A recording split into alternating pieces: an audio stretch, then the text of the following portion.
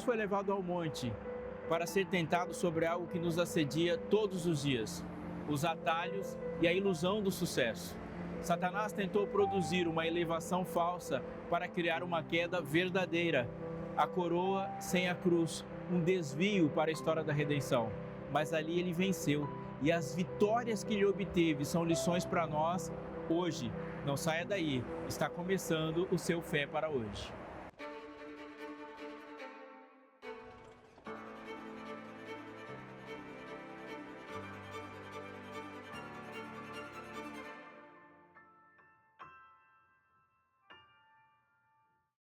Você sabia que a Rede Novo Tempo tem a maior escola bíblica do mundo, com a maior quantidade de alunos? E você pode fazer parte dessa escola bíblica simplesmente solicitando os nossos materiais, como esse aqui, A Procura da Verdade. Ele chega até você de graça, patrocinado pelos Anjos da Esperança. Você pode escolher qual caminho que você quer acessar para ter esse material em suas mãos. Você pode ligar para 0 operadora 12 21 27 31 21 ou pode falar conosco pelo WhatsApp. Você vai lá, fala, vai ser atendido, vai preencher rapidamente o cadastro e esse material chegará nas suas mãos também. Você pode acessar o QR Code que está aparecendo na sua tela ou pode entrar no site biblia.com.br, também preencher o cadastro e de qualquer uma dessas formas que você escolher, você se matriculará na maior escola bíblica do mundo. Estamos esperando para te mandar esse material.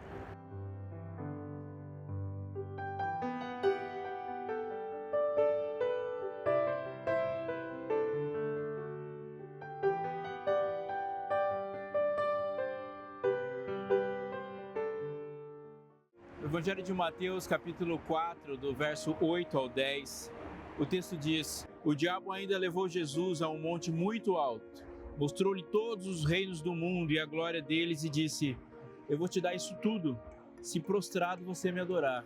Então Jesus lhe ordenou: Vá embora, Satanás, porque está escrito: Adore o Senhor seu Deus e preste culto somente a Ele. Jesus foi tentado em 3 lugares diferentes: no deserto, no templo e agora sobre o monte, e venceu nos 3 lugares. Claramente isso aqui é o retrato de uma guerra e de um embate mesmo sério.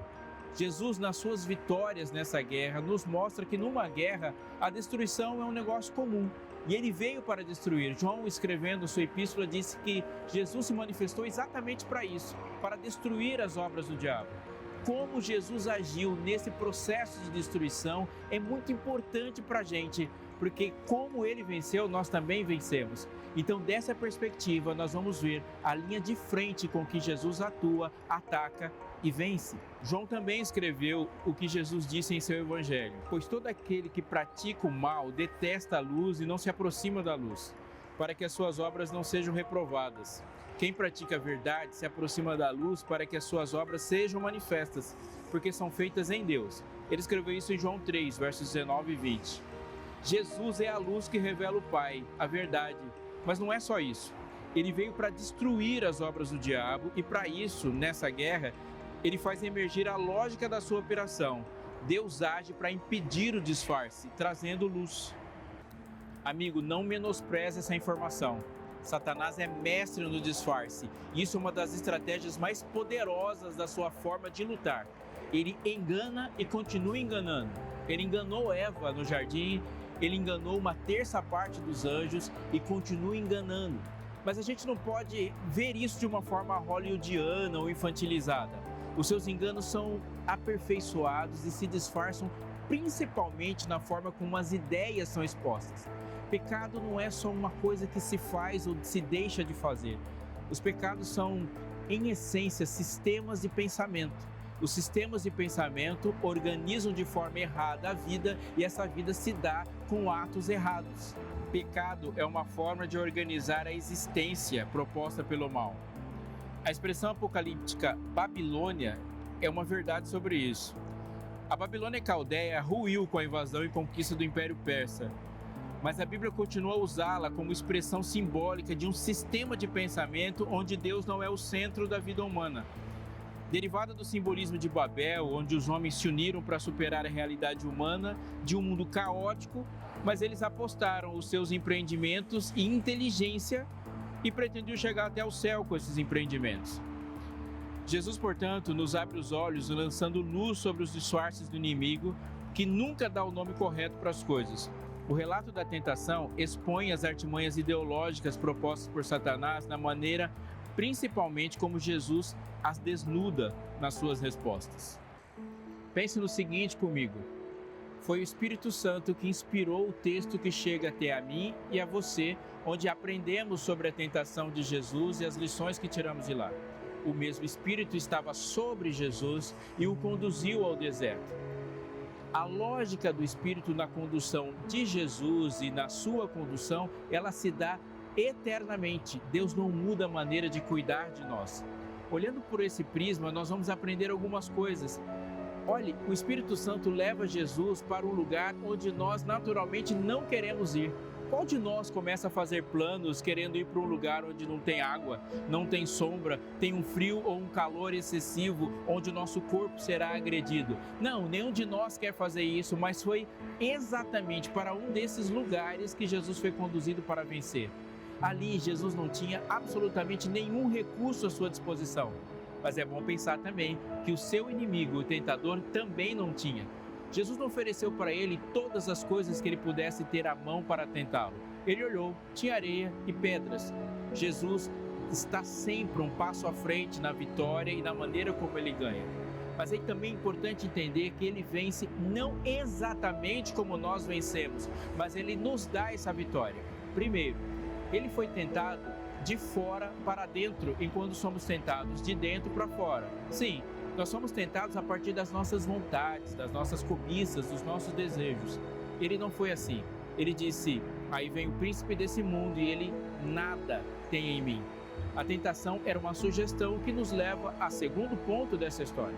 Ele foi tentado no seu próprio poder. Se alguém chegar para mim e disser assim: transforme pedras em pães, eu vou rir por um bom tempo, porque é impossível para mim transformar pedra em pão. É uma tentação que está completamente fora do meu alcance. Jesus tinha poder para ser tentado, tinha poder em ser tentado de fazer coisas, e ali ele resistiu à tentação de usar indevidamente esse poder. Note, Jesus vence não apenas para que eu saiba que devo vencer como ele, mas para que eu deva vencer a partir do poder dele, e nos ensina o seguinte: há um padrão de tentação, e neste padrão a gente se une, e eu escutando, aprendendo, lendo sobre esse padrão, temos uma estratégia vencedora de combate também.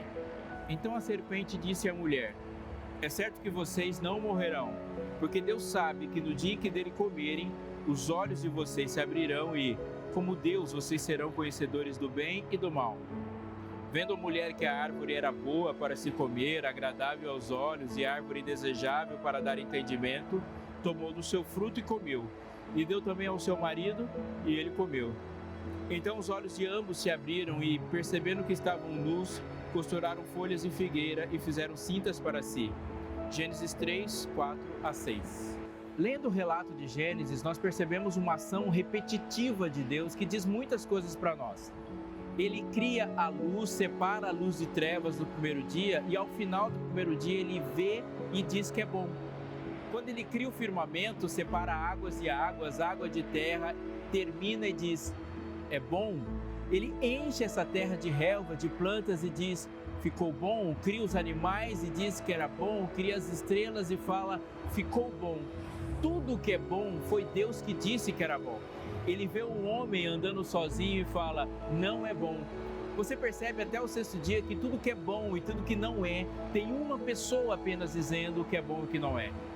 Na primeira conversa desse ser humano com a serpente começa a dizer o que não é bom e chama Eva a ser como Deus. E o texto diz exatamente assim: sereis como Deus. Assim que Eva absorve essa informação e deseja ser como Deus, ela imediatamente começa a agir como Deus, porque ela olha para a árvore e o texto diz: e vendo a mulher que a árvore era boa. Percebeu? Até esse momento só Deus diz o que é bom e o que não é, mas neste o homem coloca para si a capacidade e a autoridade para dizer é bom, não é bom. E naquele momento onde ela achou que alguma coisa era boa, tudo ficou ruim. Tentando agir como Deus, ela despencou do ponto mais alto onde estava, e a história do pecado se dá a partir da ilusão de uma altitude que nunca aconteceu. A antiga serpente se conecta ao ser humano com seus próprios sentimentos e desejos. Não podemos dizer tudo e com exatidão sobre o mistério que marca o início da iniquidade. O que sabemos é que o ambiente onde ele começou era perfeito e livre, possibilitando escolhas. Sabemos também que aquele anjo de luz manifestou em seu coração uma violenta insatisfação. Isaías 14, 13 e 14 diz: Você pensava assim: subirei ao céu, exaltarei o meu trono acima das estrelas e me assentarei no monte da congregação, nas extremidades do norte. Subirei acima das mais altas nuvens e serei semelhante ao Altíssimo. Insatisfação que gerou cobiça, cobiça pelo trono, pelo poder de dizer o que é bom e o que não é, ou seja, o poder de legislar. O sistema de pensamento que governa a vida de um discípulo de Jesus é de que ele, Jesus, decide o que é bom. Ele decide o que está dentro ou fora do normal. Miqueias capítulo 6, verso 8 diz: Ele já mostrou a você o que é bom. E o que o Senhor pede de você: que pratique a justiça, ame a misericórdia e ande humildemente com seu Deus. Deus não somente decide o que é bom como algo exclusivamente dele, mas ele também revela o que é bom para que a gente possa se relacionar com ele. Adorá-lo em espírito e em verdade é adorá-lo de todo o coração e com todo entendimento. Entendimento do quê? Da sua lei, que é dada para que a gente consiga se relacionar. E olhando para a lei, a primeira coisa que ele escolheu que a gente soubesse foi isso: não terás outros deuses diante de mim. Êxodo 20, verso 3. Simples, direto, didático. Repetido em Deuteronômio e citado por Jesus. Temam o Senhor seu Deus e sirvam a Ele e jurem somente pelo nome dEle. Deuteronômio 6,13. E ele escolheu que o último fosse esse: não cobice a casa do seu próximo, não cobice a mulher do seu próximo, nem o seu servo, nem a sua serva, nem o seu boi, nem o seu jumento, nem coisa alguma que pertence ao seu próximo. Êxodo 20, 17. A relação entre insatisfação, cobiça e idolatria é intimamente relacionada. Você pode até encontrá-los separados, mas a possibilidade de encontrá-los juntos é enorme. Escrevendo aos Colossenses, no capítulo 3, verso 5, Paulo escreveu assim, Portanto, façam morrer tudo que pertence à natureza terrena: imoralidade sexual, impureza, paixões, maus desejos e a avareza, que é a idolatria. A tradução nessa Bíblia como avareza, na nova tradução da linguagem de hoje, está cobiça, que é a idolatria, que também pode ser traduzida como desejo por vantagem. Perceba que o mandamento que começa a lei, não terás outros deuses diante de mim, ou seja, o mandamento contra a idolatria, é o mesmo mandamento que fecha a lei. A lei está emoldurada com mandamentos contra a cobiça.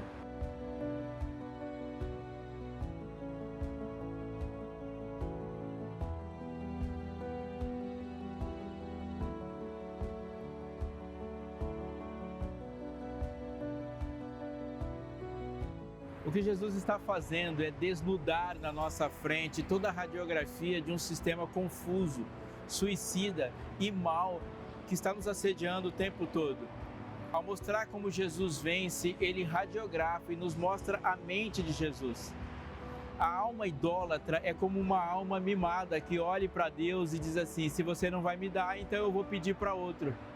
Assim é. Quando Deus não transforma os nossos desejos, a gente tende a querer transformar Deus. Então anote isso: se a nossa fé não mudar as nossas práticas, em algum momento da nossa vida, as nossas práticas vão atentar contra a nossa fé. Se aquilo que você crê não muda a sua maneira de ser, a sua maneira de ser vai construir um sistema de crenças. E todo adorador de um ídolo falso tende a se parecer com ele em algum momento da vida. Deus está dizendo para você e para mim hoje que a imagem e semelhança de Deus se dá também em se alinhar com a maneira como Deus pensa, como Deus faz, como Deus governa, mas acima de tudo na proposta de Deus de transformar os nossos desejos. Um ídolo, ele se apropria indevidamente, prometendo exatamente aquilo que ele não pode dar. É a essência do pecado, a apropriação indevida daquilo que não é nosso. Aquele que assassina se apropriou indevidamente do direito de interromper uma vida que ele não produziu. Aquele que idolatra adulterando se apropria indevidamente de um corpo que não lhe pertence. O ídolo promete e promete dar, sentado num trono que não é dele. A Bíblia nos chama a atenção da soberania e do poder de Deus de satisfazer os desejos mais profundos. Mas lá no fundo, no mais profundo, o desejo real que todos nós devemos ter é Ele. O Salmo 24, verso 1 diz: ao Senhor pertence a terra e a sua plenitude, o mundo e os que nele habitam, porque Ele fundou-a sobre os mares e sobre as correntes estabeleceu.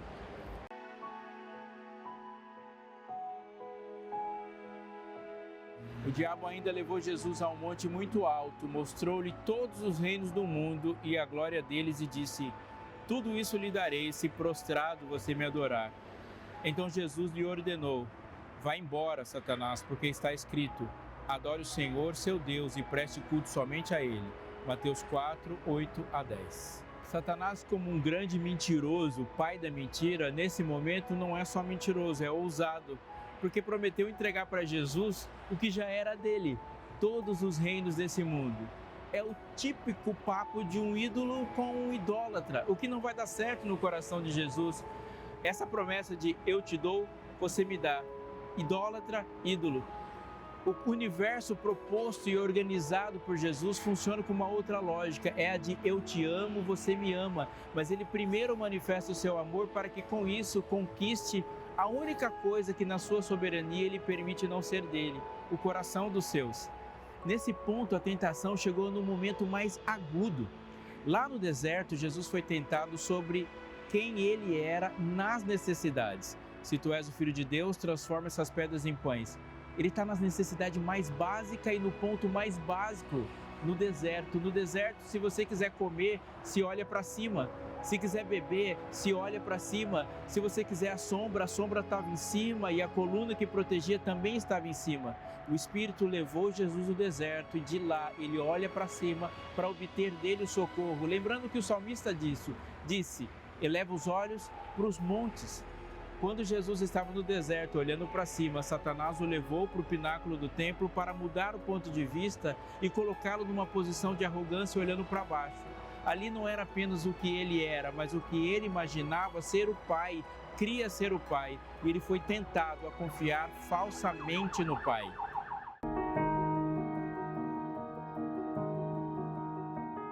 Agora ele é levado a um monte alto, mais alto ainda que o pináculo do templo, e é tentado numa aparente, mas falsa rendição. Você se prostra, eu te entrego. Você me adora e eu saio de cena. E propõe a Jesus um atalho para a cruz, sentando diretamente no trono. Mas isso só dá certo para um coração insatisfeito. O coração de Jesus é pleno, pleno de amor, na verdade, na aceitação e no amor do Pai. Não deu certo para Jesus porque ele tinha consciência completa de quem ele era e do lugar que ele ocupa na soberania do universo. Quando, pois, o Senhor seu Deus tiver levado vocês para a terra que sob juramento prometeu aos seus pais, Abraão, Isaque e Jacó, que daria a vocês, uma terra com grandes e boas cidades, que vocês não construíram, com casas cheias de tudo que é bom, que vocês não encheram, com poços abertos que vocês não cavaram, com vinhas e olivais que vocês não plantaram.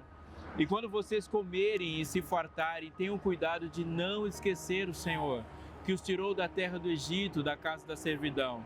Temam o Senhor seu Deus, sirvam a Ele e jurem somente pelo nome dEle. Não sigam outros deuses, nenhum dos deuses dos povos que estiverem à sua volta, porque o Senhor seu Deus é Deus zeloso no meio de vocês, para que a ira do Senhor seu Deus não se acenda contra vocês e os destrua sobre a face da terra. Deuteronômio 6, 10 a 15. Note que o texto começa com um quando. Parece um pai, e de fato é, que conhece toda a jornada do filho e as tentações que a sua própria carne o levará a ter. Quando você estiver na montanha, lembre-se de quando você estava no deserto. Quando tudo estiver dando certo, lembre das lágrimas que você derramou quando estava dando tudo errado. Lá no deserto da necessidade, a sua tentação era me ver como instrumento. Agora que você está na montanha, a sua tentação será me ver como descartável. Quando você estiver experimentando o sucesso, cuidado, não me negocie, não me traia. Ali no alto da montanha, Jesus está lembrando a todos os seus seguidores que pode ser que você esteja se sentindo na montanha, se vendo na montanha, mas lembre-se, o Espírito levou Jesus para o deserto. Quem o levou para a montanha foi Satanás. Quando você se ver na montanha, olhando para baixo, acima de todo mundo, é melhor perguntar quem foi que te levou para lá. Quando torno a olhar para as 3 tentações, vejo que Satanás propôs uma melhoria atraente. Tentou Jesus na parte boa do ser humano, sem o mal. Saborear o gosto do pão sem se sujeitar às regras fixas da fome e da agricultura. Enfrentar os riscos sem o perigo real. Desfrutar da fama e do poder sem a perspectiva de rejeição dolorosa. Em suma, usar uma coroa, mas não uma cruz. A tentação a que Jesus resistiu, muitos de nós, seus discípulos, ainda desejamos. Jesus foi tentado a quebrar a lei, mas ele governa o universo através de leis. A lei determina o que é e o que não é pecado, e a lei também determina a pena para a quebra do pecado. Romanos capítulo 6, verso 23 diz que o salário do pecado é a morte. Jesus, portanto, foi tentado a não colocar a lei em aplicação ao fugir da cruz e não morrer pelo pecador. Mas ele tinha uma consciência muito clara do que ele veio fazer aqui. O que a gente deve é evitar o erro de achar que Jesus veio para cá para de alguma forma satisfazer alguma argumentação do inimigo. Isso não estava em cogitação. Jesus veio para satisfazer a própria justiça. Quando Abraão subia aquele monte com Isaac, ele disse uma frase que devemos compreender em síntese e em profundidade. O Senhor proverá para si um cordeiro. O cordeiro ali não foi provido para Isaac, ele não foi provido para o inimigo, ele não foi provido para Abraão. O Senhor proveu para si um cordeiro, portanto, era a própria justiça divina que foi saciada com o sacrifício. Deus é justo e é justo para Ele mesmo. Também devemos compreender neste momento que Jesus é majestoso sempre, não importa em que circunstância Ele apareça. Muitas vezes os nossos olhos do medo olham para Jesus de longe e Ele parece fantasmagórico. Às vezes nossos olhos da fome o veem como alguém que veio somente para saciar nossas necessidades. Ao vê-lo no deserto, Ele está magrelo, raquítico, com seu corpo danificado pelo sol, pela ausência de qualquer conforto. A gente vê ele com as suas vestes todas frouxas naquele corpo magro, os olhos esbugalhados. Ele está afetado por 40 dias sem comer e sem beber, mas não se ilude. É Jesus. Quando a conversa teve que ser encerrada, esse Jesus majestoso disse, vai-te, e a conversa acabou.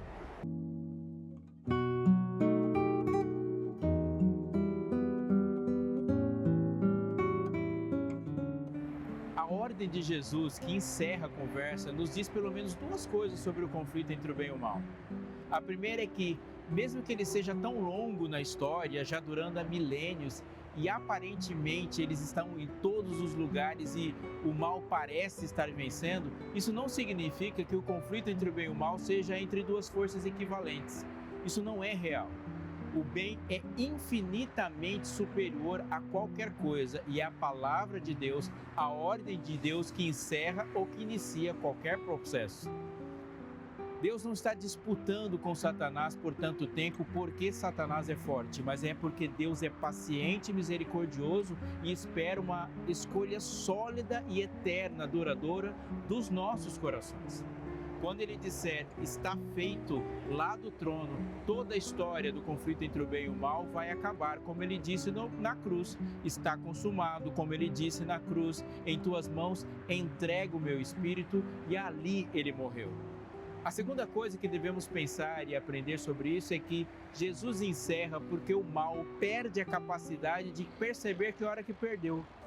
Quando a gente olha para a história, por exemplo, de Faraó já tinha sido derrotado na primeira praga, mas a sua falta de humildade, aquele coração inclinado a si mesmo, não percebe que hora que a derrota aconteceu. Nabucodonosor foi assim.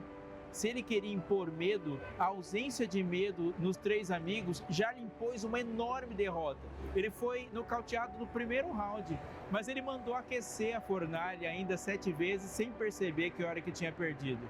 Em que momento Satanás perde? No deserto, no templo, no monte? Quando Jesus disse está escrito, a derrota de Satanás já tinha sido decretada, mas ele não sabe que hora que perdeu, como hoje, ele é um adversário derrotado. Então Deus encerra na hora que ele quer encerrar. Vai-te, e a paz retorna ao tentado.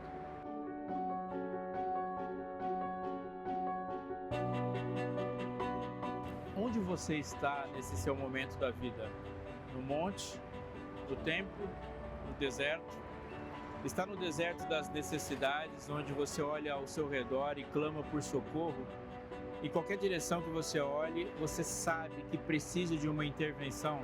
Pois é, nesse momento de necessidade, a tentação nos aperta e clama mesmo, gritando os nossos ouvidos, ao tentar fazer de Deus um instrumento nas nossas mãos, como um agente que apenas supre as necessidades, ou de abandonar o poder de Deus e nos usar dos nossos próprios poderes e instrumentos, deixando-o de lado. No deserto da vida, a gente tem que ser lembrado que a nossa maior necessidade de fato é um coração satisfeito com a satisfação do Pai. No deserto, a identidade é testada. Tu és o Filho de Deus, e ser filho de Deus é maior do que a fome, é maior do que a dor, é maior do que o laudo médico, é maior do que a ausência do filho ou da esposa ou do pai, é maior do que o fracasso.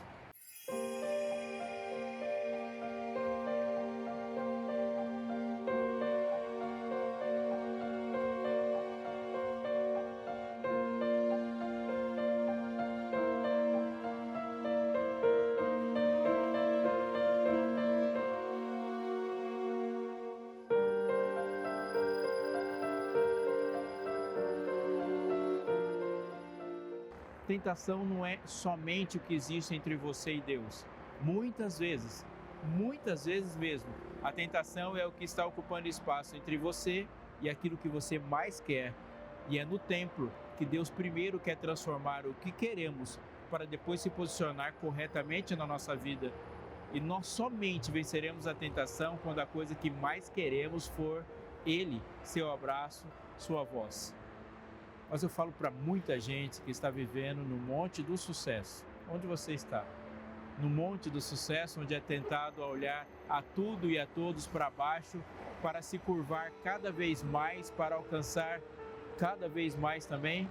Mas no final, no templo, quando nos curvamos e negociamos a fé, acabamos nos enchendo de nada.